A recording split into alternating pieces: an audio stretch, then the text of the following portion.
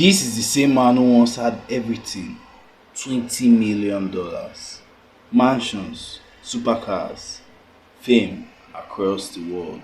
So, what happened? How does a Premier League star go from living like a king to being completely homeless? The answer is simple but shocking.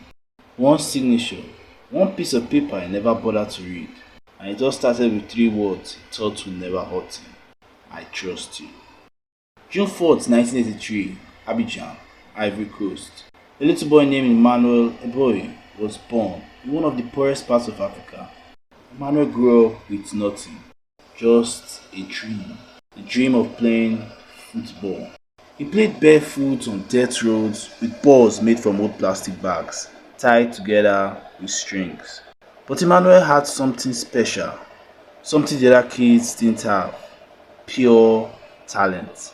His skills caught the eye of scouts from ASEC Mimosa, one of the best football academies in all of Africa.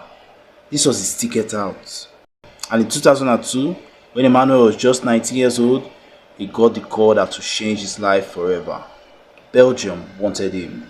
Europe wanted him.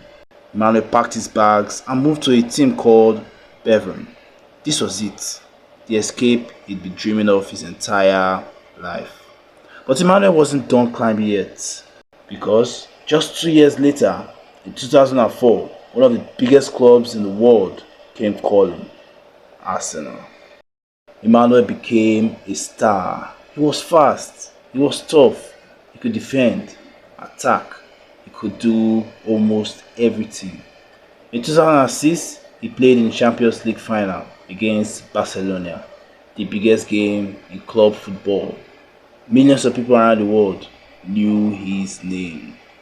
After 7 incredible years at Arsenal, Emmanuel moved to Galatasaray in Turkey in 2011, where he won even more trophies. By then, he was earning $2 million every single year.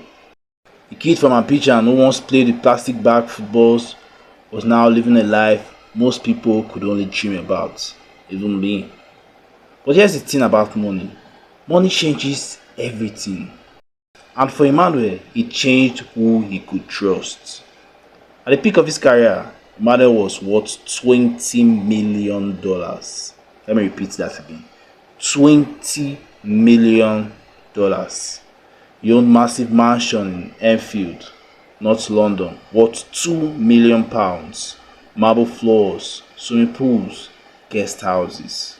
He also owned a beautiful home in Abidjan, worth approximately $1.5 million, so he could stay connected to his roots. His garage? Damn, a Range Rover and a sleek, sweet, handsome BMW. These were proof that the kid from the streets had made it.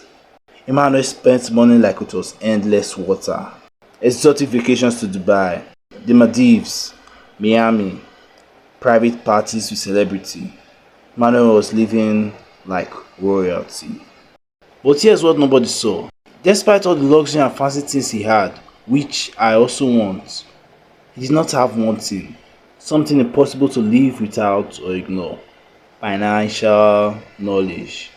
Here's the truth about Emmanuel. He was brilliant on the football pitch, one of the best defenders in Europe. And when it came to money, he didn't understand any of it. Emmanuel once admitted in an interview, "I didn't know how to read my own bank statements." He didn't even know what investments were, didn't understand taxes, didn't know how to save for the future. And worst of all, he didn't think he needed to learn. "I only focused on football," he said. "I thought the money would last forever." Rookie mistake. So Emmanuel made a decision, one that seemed harmless at the time. He gave complete control of everything to his wife, Aurelie. Every bank account and properties, every penny he ever earned, all in her hands. She managed their spending, she made their financial decisions, she controlled it all. And Emmanuel just kept playing soccer. No financial advisors, no accountants, no lawyers checking the details, just blind trust. Because she was family. right? She was his wife, the mother of his children. He could trust her. How could anything ever go wrong? Oh, only if we could tell him. Because what happened next destroyed everything Emmanuel had worked his entire life to build: his homes, his money, his dignity. And it all came down to one signature on one document. In part 2, we'll reveal the exact moment Emmanuel lost it all and the shocking truth about what he signed.